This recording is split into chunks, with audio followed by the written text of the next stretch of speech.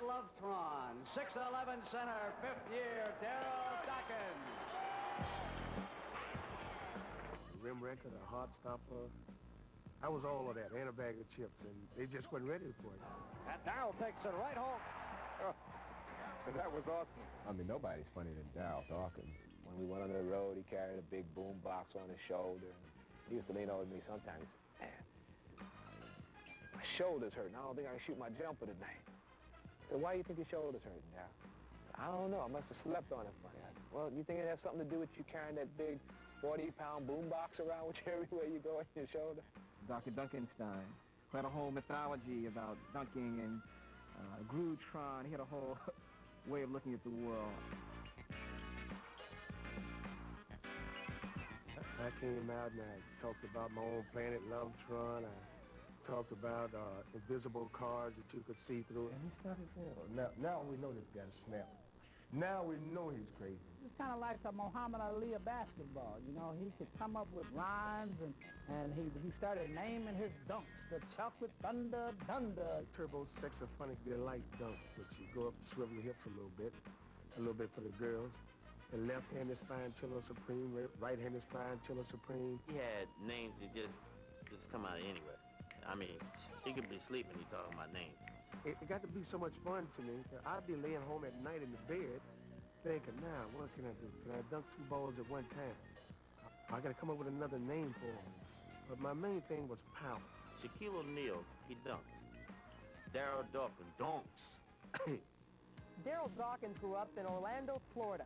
And as a teenager, he built his strength working summers in a tire company while honing his skill in pickup games. In 1975, at age 18, he became the first player drafted by the NBA directly from high school. He was a man-child.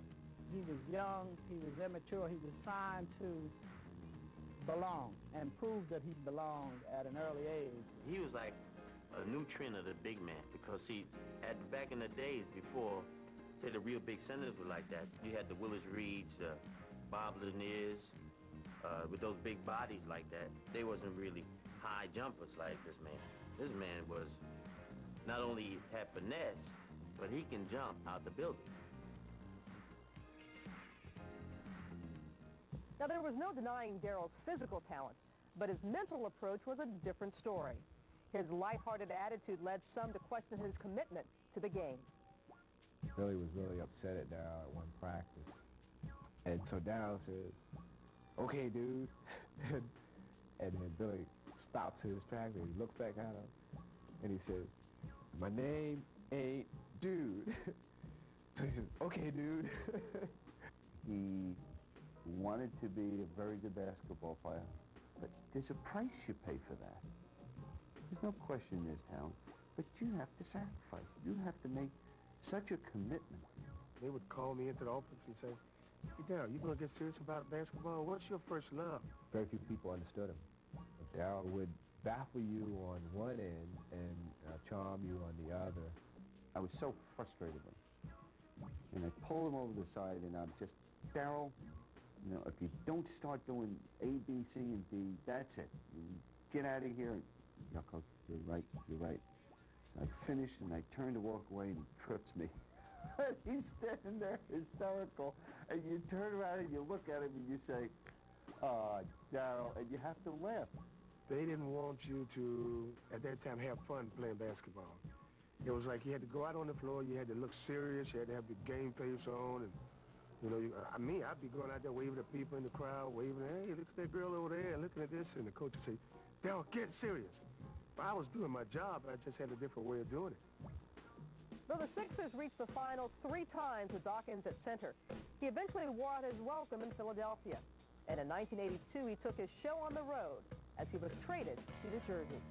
Dawkins, oh, what a muscle move, and this time it's against Philadelphia. Though wearing a new uniform, he was still the same big kid he'd always been. And throughout his career, Darryl remained a study in contradictions, a gifted athlete who never quite lived up to his enormous potential.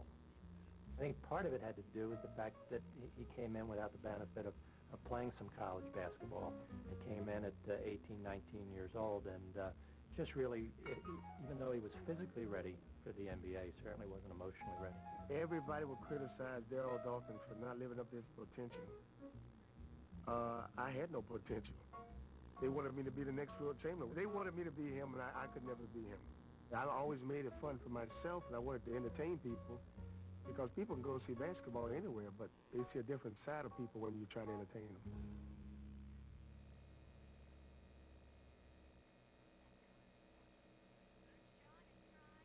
Some deep work.